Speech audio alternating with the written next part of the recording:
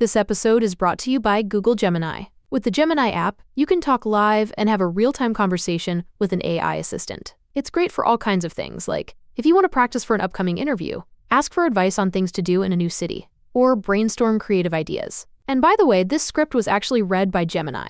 Download the Gemini app for iOS and Android today. Must be 18 plus to use Gemini Live. The holidays are back at Starbucks, and there's so much to share. With classics like Caramel Brulee Latte, Peppermint Mocha, and Chestnut Praline Latte, we're celebrating everyone's flavor of festivity. Order yours in the app. The Tudors Dynasty Podcast. Hello and welcome back to the show. I'm your host, Rebecca Larson, and today I am so pleased to welcome to the show Professor Tracy Adams. Tracy, welcome. Thank you. Really happy to be here. I feel like you came so highly recommended to have on the show, and mostly because of this new article that you just had come out, and that is going to be what we're talking about today. I've recently said on the show that Anne Boleyn is the gateway queen for many Tudor enthusiasts, and she is also the person sometimes that people love to hate. Mm-hmm. Yeah. And I love that in this article, we kind of get to see both sides of that in Anne's story. You know, we see Henry's side and we see, let's say, the ambassador's side of the story as well. So before we go into all of that, Tracy, why don't you let everybody know what the topic of this peer-reviewed article is all about? Okay, you've already said so many things that I wanted to jump in and say something about, so now I'm going to restrain myself and just say the basic idea behind the article is just that the narrative that Henry VIII asked Anne to become his mistress and that she coyly refused him, hoping to become queen, is something that just can't be supported with the evidence that is typically used to support it. For the simple reason that the word mistress doesn't mean mistress in our sense in the 16th century. So it's a word that's used in French to refer to the person that you're going to marry typically. And just one of the many examples here is Henry IV of France refers to his wife-to-be, Marie de Médicis, as ma maîtresse, telling her over and over again that when we marry, then you will take on another name. You'll become ma femme. You will no longer be ma maîtresse. So mistress in that sense just means the person that you're going to marry. It's a person that you're in love with. And the same thing is true in Tudor England. So you read the Paston letters, for example, and they refer to the woman they're going to marry as my mistress. So when Henry VIII asks Anne to become his seule maîtresse, his only mistress, what he's saying is that I want you to marry me. Quit being afraid, quit hesitating here to marry me, because Anne is, for very obvious reasons, afraid to marry Henry VIII. I mean, she's nervous about usurping the queen. I mean, she can imagine the kind of uproar that's going to cause. So she hesitates. And so in this famous letter that has been interpreted as an invitation for Anne to become Henry's mistress, what he's really doing is saying, don't be afraid to marry me. When I marry you, I will not have other women. You will be ma seule maîtresse. So become my wife. That's really what he's saying. And that's the idea of the article. So it's sort of, it's a challenge to the narrative of Anne as a sort of coy, flirtatious woman who's trying to finagle a marriage proposal. Right. And in the end, Henry lied, didn't he? Oh, of course he lied. Maybe he probably wasn't lying when he said it. He probably meant it. One thing that you read there's a beautiful little section in Alexander Ailes' letter to Queen Elizabeth. I mean, so long after Anne was dead, but he explains that all of Henry VIII's courtiers told him that Henry VIII fell madly in love every time he fell in love, which was quite often. And so when he fell in love, he was all in, and then he kind of quickly fell out of love.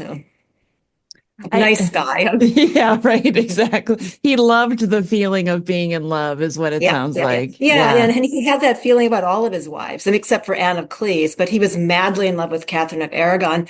And something that I always thought was interesting is that when he's describing his love for Catherine to Catherine's father, Ferdinand, he uses exactly the same word that he uses to refer to his love for Anne in that letter that we've just been talking about. He says that I have a singular, he says it in Latin, Latin, but it's the same thing. I have a singular love for your daughter. And if I could do it again, I would marry her, no other woman. So he says the same thing about Catherine of Aragon that he later says about Anne Boleyn. And then he's in love with all of his other wives except Anne of Cleves. So yeah, what can you say? So I don't think he's particularly in love with Anne Boleyn. Just at the time, he happens to be in love with her. Yeah. Let's talk about what led you to this article and the research that you did that allowed you to come up with this alternative history. Yeah. I just love talking about this stuff. I think it's so fascinating. When you come to the Tudor stuff as a non-Tudor person, which is what I did. So my area has always been late medieval France. I started reading about Anne Boleyn. I should say that I, like everyone does, I read about Anne Boleyn when I was a kid. I mean, I was fascinated with her, as are all people from deepest, darkest Minnesota. We sit in the libraries as 12-year-olds and read like The Concubine and that kind of those wonderful historical romances. So, I mean, I was aware of her, but I came to her through studying the court of Claude of France. So I was sort of backwards in my approach. But the thing that always struck me was that we have this impression of her as a sort of feisty brunette bombshell.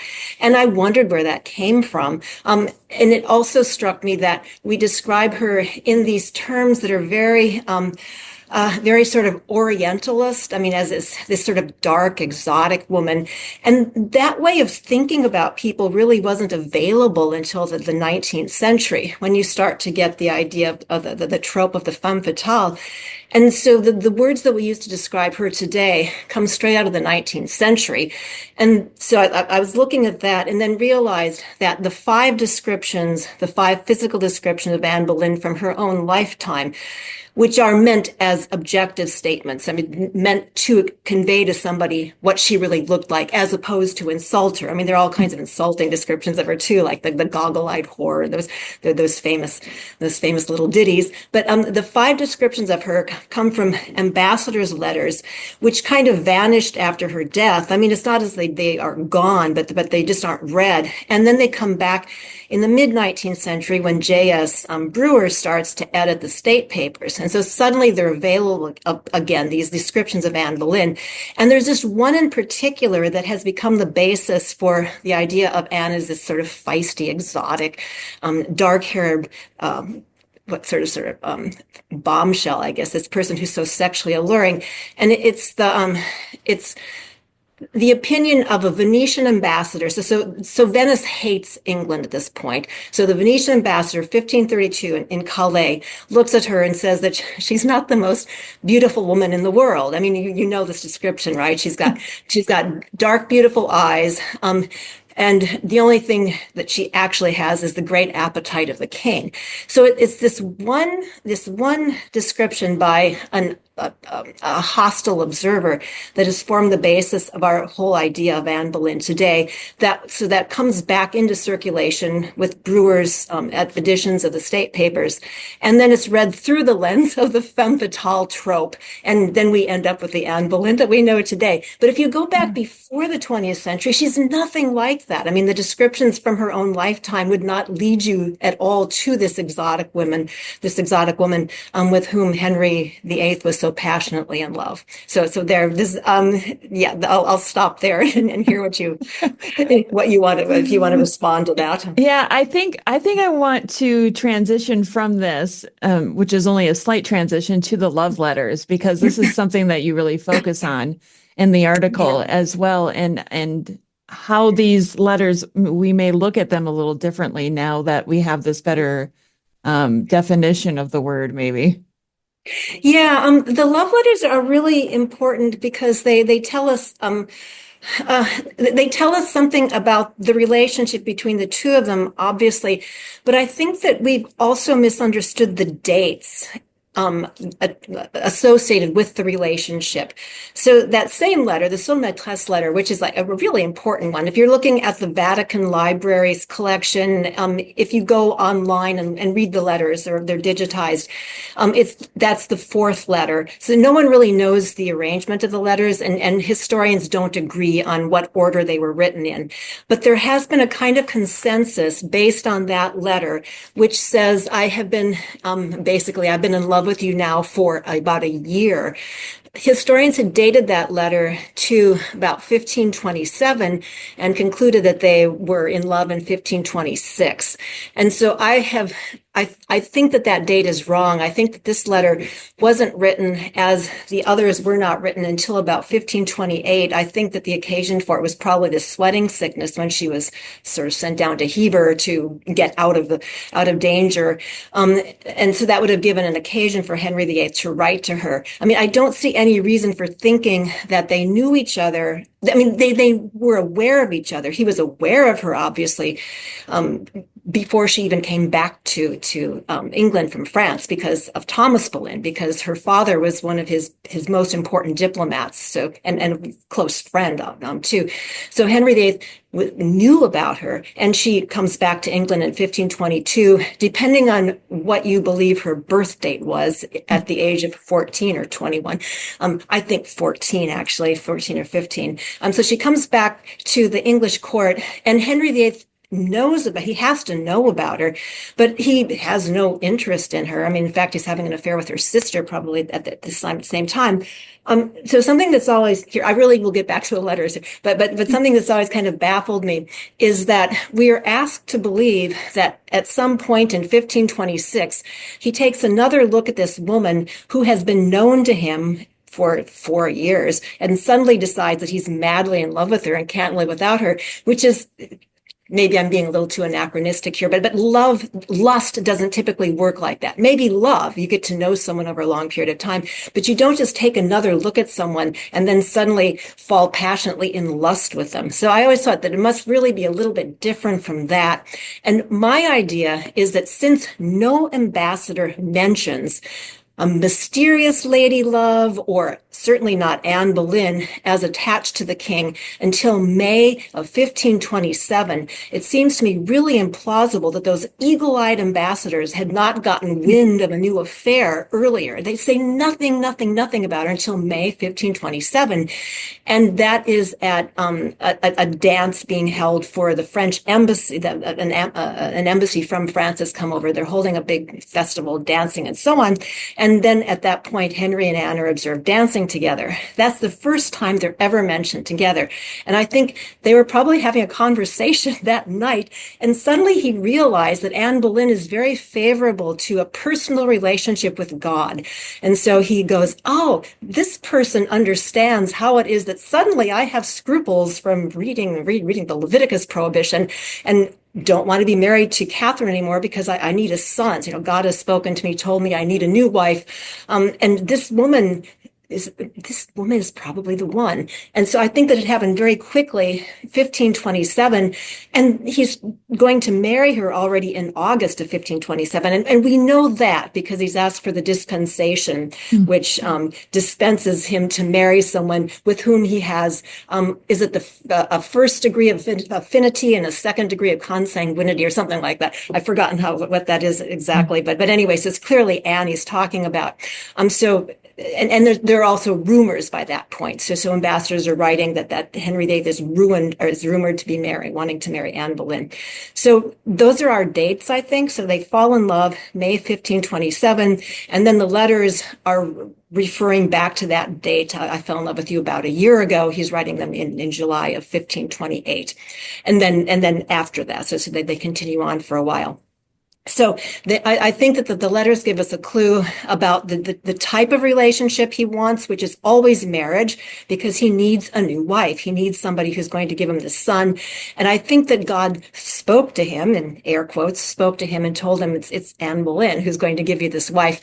And he convinces Anne, she's reluctant, but she eventually decides that she'll marry him. And then he has to keep talking her into it. I mean, in several of the letters, he says, don't quit being afraid. It's all going to come out okay.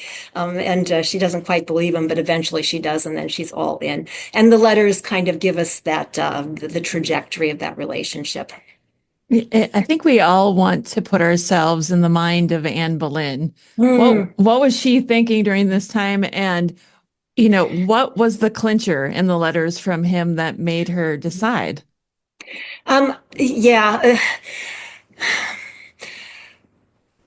What was the clincher? I mean, I don't know what he said to her. I mean, I'm not sure what someone said to her that convinced her that this annulment was really going to happen, annulment or divorce, that something convinced her that that really was going to happen and that she really was the one ordained by God, once again, in air quotes, to bear the Tudor heir. I don't know what he would have said to her to make her believe that, but somehow he kind of overcame her anxiety. We're all reading the same evidence, right? I mean, everyone who writes about Anne Boleyn is looking at the few, I mean, relatively speaking, few letters, few descriptions of her, and so on. And it's just really a question of what you emphasize, because I mean, you know the sort of traditional narrative, and you see the evidence of that, and you can read it in that way.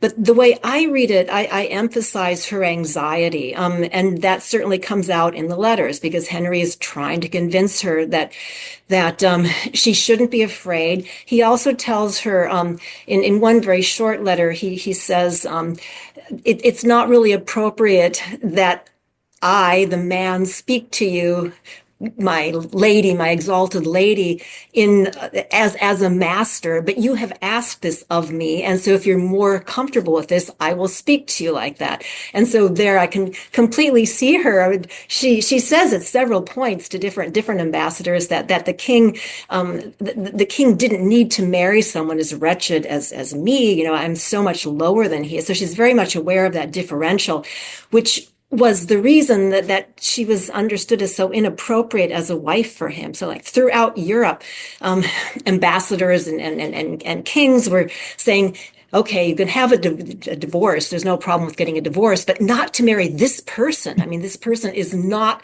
of the rank. I mean, she's not the right caste. You need to marry. Charles V says this. I always thought this was interesting. So Charles V, the nephew of Catherine of Aragon, who is opposing the marriage as vigorously as possible, says, well, if he wants to marry my sister, okay, he wants he wants Henry VIII to marry Mary of Hungary.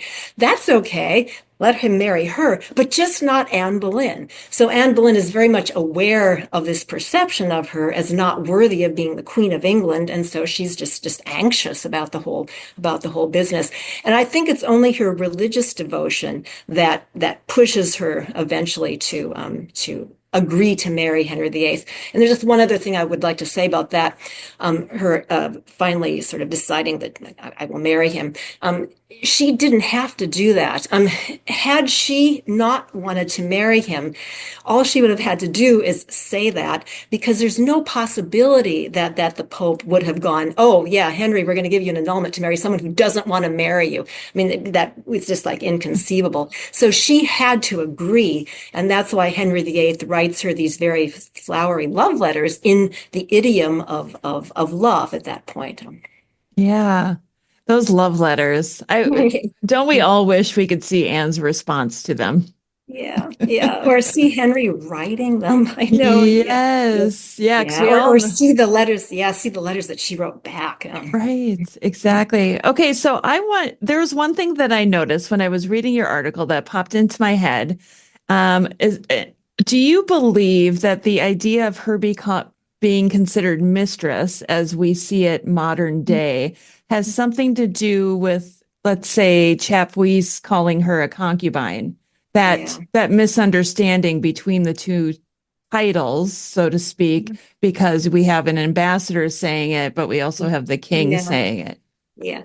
Well, there's a long tradition, I mean, dating from her own lifetime, of people just assuming that she was his mistress in our understanding of the word. So I think that you find that all the way through. I don't know For sure. Well, I mean, he calls her the concubine after they're already married. So his point is just to deny the validity of the marriage at all. But even before that, so Chapuis doesn't show up until 1529, when they are like the marriage is in the works. They're just kind of waiting. Well, it takes a while, but just kind of waiting for that all to happen. And he continues to call her the concubine after they're married in their own eyes. But even before that, people just assumed, they just took for granted that she was his mistress. So I think that has always been out there as an idea, although not everybody thought that she was. So I think that we probably get it from that.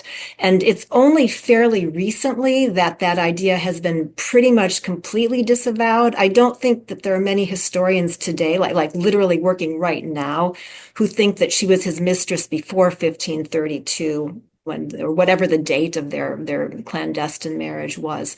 I think that pretty much everyone thinks that they that they didn't actually have sexual relations because Elizabeth comes along as soon as they start, right? So that would have been like late 1532, and also because it's pretty clear that Henry VIII was very much interested in his reputation and did not want people to think that she was his mistress. So he denies that he's driven by lust. So yeah, so I think that idea has always been there. Yeah. And you also talk about Nicholas Sanders or Saunders in this piece. You know, most people probably, if they're new to the Tudors, they have no idea why that name is so well known. Can you explain to people who he was and why we probably know him so well? Yeah, he's a Catholic polemicist who, along with other Catholic polemicists, writing in the later 16th century. So I think that his book about the schism comes out in around 1580, so 1576, 1580, something like that. And so what he's writing is is a history of the schism from the perspective of a person who despises the schism. And so in his story, Anne Boleyn is the villain. And I guess the reason he's so important is because he's responsible for some of the myths about her. Most important is the myth of her sixth finger. So he gives her, I've forgotten which hand it is now. He gives her a sixth finger on either the right hand, and then George Wyatt gives her a bit of a fingernail, an extra fingernail on one of her fingers on the other hand. But anyway, the idea of a sixth finger, which is actually a sign of witchcraft. So witches were apparently often described as having an extra digit or two. And so he may be drawing on that tradition, although he doesn't actually call her a witch, but that might be a sort of reference. So we get the sixth finger from Nicholas Sanders, and the sallow skin, the black hair. Nobody else, no one else describes the color of her hair, although the portraits show it as quite dark. But he says she's got black hair, skin that looks as if it's jaundiced, and the sixth finger. She also has a pretty mouth.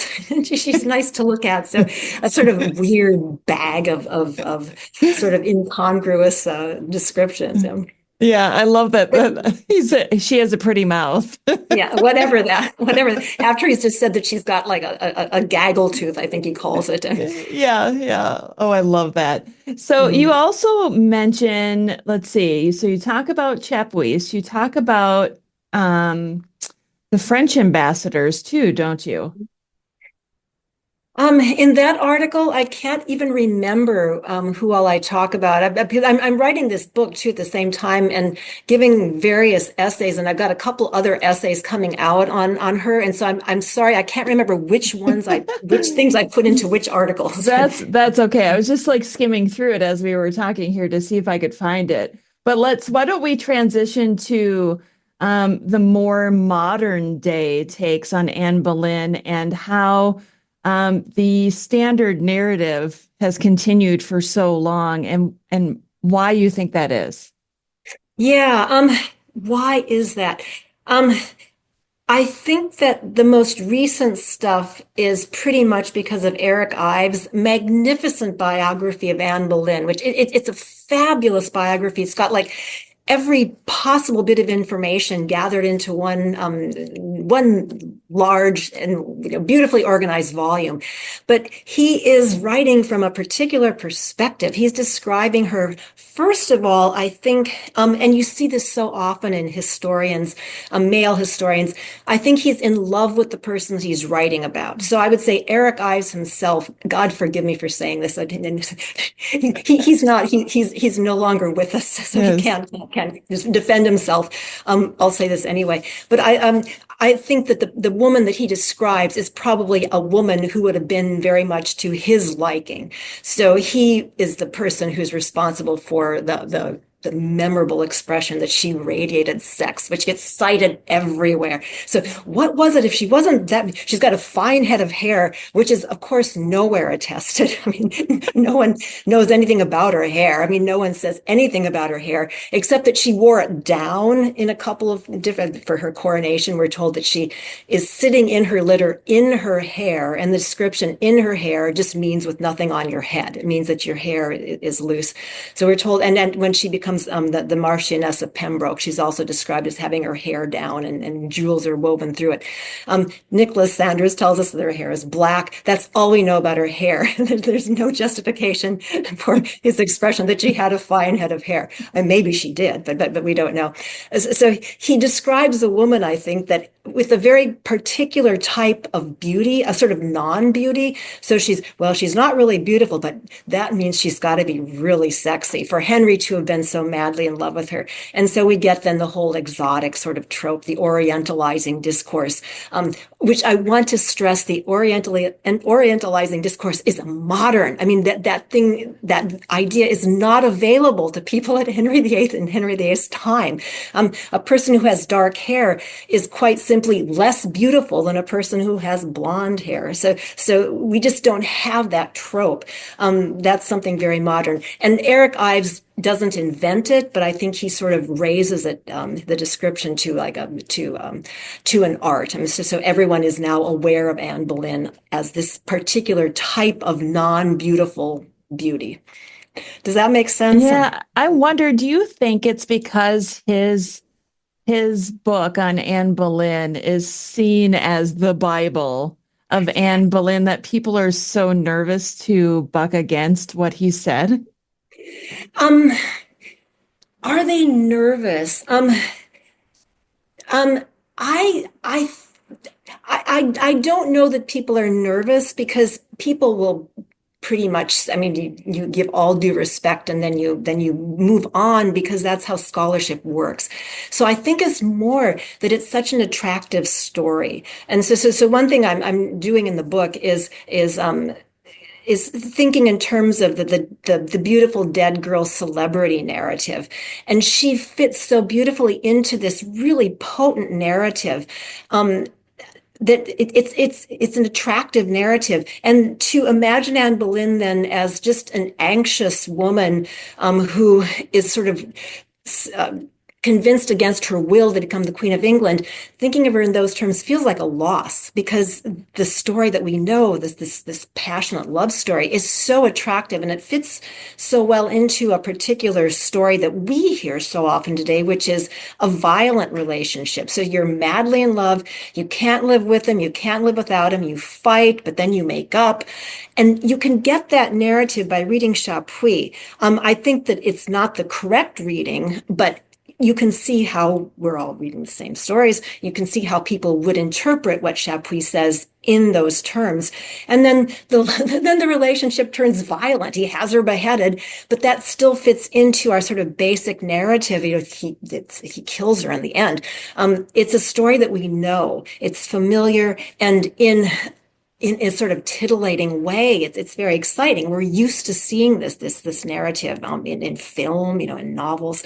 And so I think that's the reason that it remains so popular. It's just an exciting narrative, and the alternative is not nearly as exciting. No, it's not. And really, the story of Anne Boleyn is what brings so many people into the Tudor era to study, Yeah, which absolutely. I love it. So I am curious, Tracy, why do you believe that Henry VIII thought he had to have Anne Boleyn executed? Had to have her executed. I think that I think he decided when he got the final sign from God, which was the miscarriage in 1536, that he'd been duped, that she had duped him into believing that she was the one, which is, it's delusional, of course, but I think that that's what he actually believed. And he's not a person who acts rashly, even though he's a sort of big, exuberant, even though those words actually sound positive. And I really, since we're talking in this informal way, I would just say, I mean, he's not an attractive personality at all. He's murderous, thuggish person. And since World War II, we've known it's perfectly possible to be highly educated and a thug, a murderous thug. So I mean, I think Henry VIII is someone that I wouldn't want to say anything positive about. So what do we want to call him? I mean, but he's got this big personality, and he's very charming. I mean, psychopaths are very charming. So he waits. I mean, he's capable of waiting for exactly the right opportunity. And he's just so hypersensitive about his own image. He knows he needs another wife, and he's got one in mind already by February or March of 1536. And he moves her into the palace. And you know who I'm talking about, of course. So she's living right there in the same space as poor Anne Boleyn. And he just has to figure out how he's going to get rid of her. From France, so Stephen Gardiner is at the French court in March of 1536 during these months. And I think he turns up evidence in air quotes. I'm not sure what it would have been because we don't have any of the letters that he allegedly discovered, which indicate that Anne had committed adultery. We don't know when the adultery was supposed to have been committed, but this story comes from France that he has turned up evidence. And then we have this other sort of bizarre, this bizarre report from supposedly from Francis I, who said, yeah, I knew her when she was here. He's talking about Mary, her sister. He says Mary, and she was this great, this great whore, prostitute, whatever. I think that if you look at the relative pronouns, he's actually talking about Anne, not about Mary. And so we've got these rumors from France that Anne had misbehaved, and that gives Henry sort of more fuel for his fire, and he's just waiting then for something to clinch the deal. And Cromwell is in on it then too. I mean, sort of directed by Henry to discover something. And then I think that what happens is it probably is, I mean, it's not me who's come up with this. I mean, everybody kind of knows this.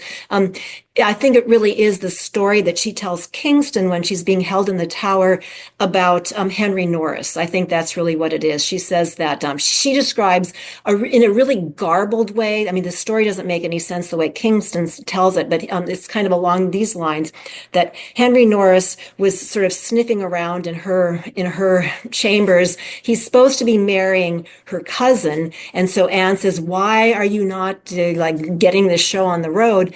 And then something happens, there's some kind of an exchange, and she says, oh my God, you want me, right? And then he goes, oh, no, absolutely not. And then she makes him go swear that she's a good woman. And so I think what happens is that suddenly she realizes how vulnerable she is, because it looks as if he's interested in her. And so she wants, because she sees what's going on, she feels very vulnerable. And so she wants to make sure that nobody believes that she has actually had any kind of relationship with her. But that only makes things worse. I mean, because saying it at all is what makes it known then to Cromwell, because Cromwell says, or Chapuis says that Cromwell told him that there was this relationship between Norris and the Queen. That's the first thing that comes out. I mean, Smeaton too, but there's supposed to be a relationship between Norris and the Queen. So I think that I've just told you in a very garbled way, something that was already garbled, but I think that that's what happens. So Henry is just waiting and accumulating evidence so that when we finally get the most important bit, that he can sort of pounce, and that's what happens. So I think she is already she's bound to be condemned already when the miscarriage happens. And people reading the same evidence have different ideas about what happened, but I think that's what happened. Okay, I have to tell you, I was just looking on eBay, where I go for all kinds of things I love, and there it was. That hologram trading card. One of the rarest, the last one I needed for my set. Shiny like the... Designer handbag of my dreams. One of a kind. eBay had it, and now everyone's asking, ooh, where'd you get your... Windshield wipers. eBay has all the parts that fit my car. No more annoying, just beautiful. Whatever you love, find it on eBay. eBay. Things people love. This episode is brought to you by AWS. Amazon Q Business is the new generative AI assistant from AWS. Many tasks can make business slow, like wading through mud. Help! Luckily, there's a faster, easier, less messy choice. Amazon Q can securely understand your business data to help you streamline tasks, like summarizing quarterly results or doing complex analyses in no time. Q got this. Learn what Amazon Q Business can do for you at aws.com/learn more. Or blame Jane Seymour for coming into the picture. I mean, if it hadn't been her, it would have been somebody else. But she's a person that she's easy to blame, isn't she? I mean, she's a person that is sort of easy to dislike because she's being coached to pretend that she's very, very, very prim and proper. And of course, she's not going to take the money from Henry VIII. She's going to give that back. And, that whole story it's one it's very easy to despise, but yeah, well, but everyone is kind of working under the same patriarchal system. Yeah. Well, I do feel I've been researching the Seymour family for oh gosh, 8 years now, and I feel like the Seymours in general are just vilified. Like you mentioned Seymour, and people immediately think, "Oh, Jane Seymour," right? Yeah. Or they think Thomas and Edward Seymour for all the terrible things that they did, and that's right. Just blame the Seymours. It's the Seymour's fault. So are you do you feel like they've all been vilified, or are you thinking mostly about Jane, or do you think Thomas also is? Thomas for sure. He's my focus. So he's the one I've been focusing on, and I'm actually working on a book for him where I look at all the primary sources and pull it all together and provide a different narrative that people haven't seen. Like I can't wait to hear. Oh, so he's not the sort of womanizer that okay, I won't ask you that. Yeah. I know, but I'm dying to know. I like to compare him to Anne Boleyn in the respect that they were both unjustly executed. That if you go back and you look, there was really no charge. They did not commit treason. And that the narrative that has been told about them hasn't changed very much over the centuries. And like this article that you put out changes that narrative a little bit. And I think it's so important for people to look at all the evidence if you can. And I know it's impossible to be able to study every single figure in history. But if there's one in particular that is being condemned, look at all the evidence. Yeah. I totally agree with you. And see if the narrative isn't one that's very familiar to us. So very easy to just kind of take on face value without examining it. Oh, I can't wait to read it. Yeah, it's, writing a book is daunting. God. It is so stressful writing a book because you have all of these deadlines, and you always feel like you cannot possibly get this stuff done in time, and so you just sort of quit sleeping altogether, don't you? Thankfully, I don't have any deadlines. This is just kind of something that I've been working on, and I will probably end up just self-publishing.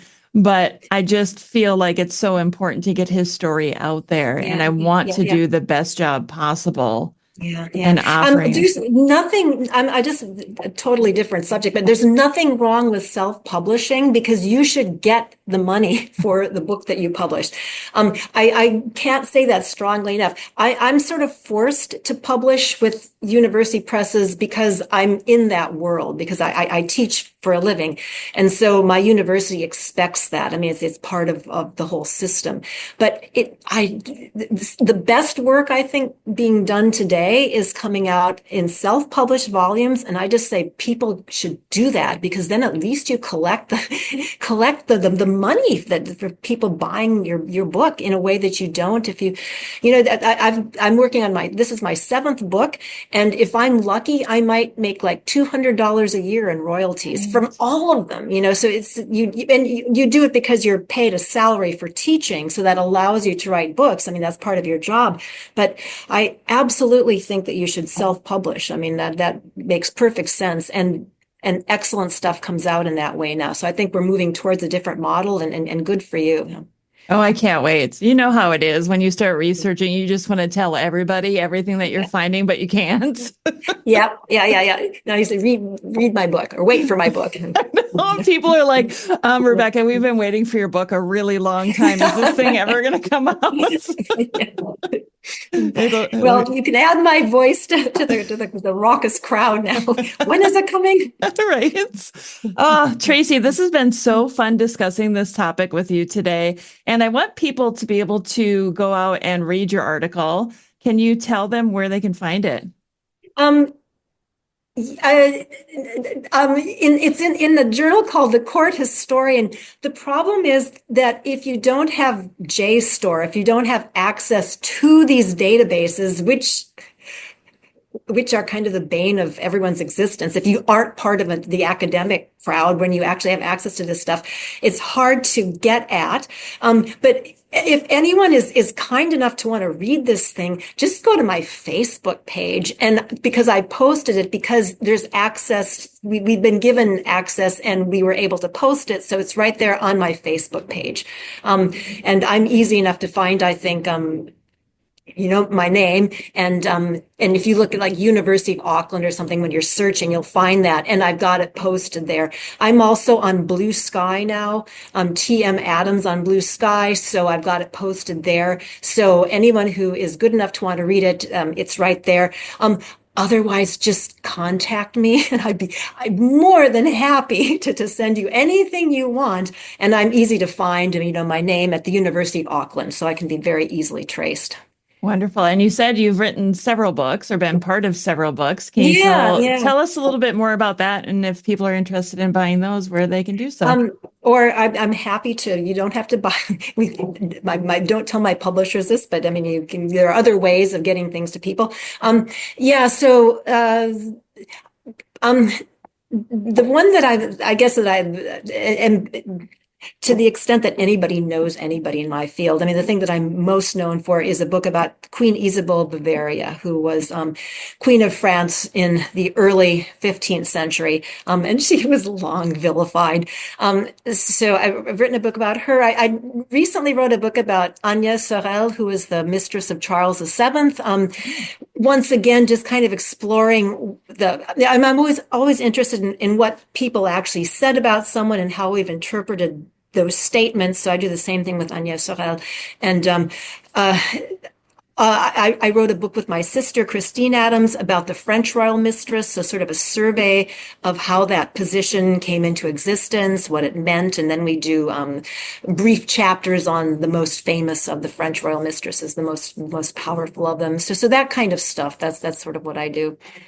Wonderful. Well, I'll make sure to include a link to your Facebook too, so that if people want to reach out to you. But Tracy, thank you so much for coming on today and talking to me. No, it's I who thank you, Rebecca. It's been really wonderful talking to you. It's so much fun to make contact with a person who is so knowledgeable about the Tudors. So thanks very much for contacting me. And a native Minnesotan, right? I'm a native Minnesotan, yes. Yeah, go Golden Gophers. That's right. Go Bikes. Absolutely, yes. And the Twins, well, we won't say anything about the Twins this year, but yeah. Right. So thank you, Tracy. Okay, thank you. And that concludes another episode of the Tudors Dynasty podcast. Thank you so much for listening. If you love the show and would like to show your support, consider becoming a patron over on Patreon. That's patreon.com/Tudors Dynasty. Over there, you'll get commercial-free episodes, early access, and some patron-exclusive content as well. If you would prefer to show your support in another way, head on over to my website, tutorsdynasty.com, and click on the shop to see some of the new merchandise that I have available. Thank you so much for listening. Until next time. The Tudors Dynasty Podcast.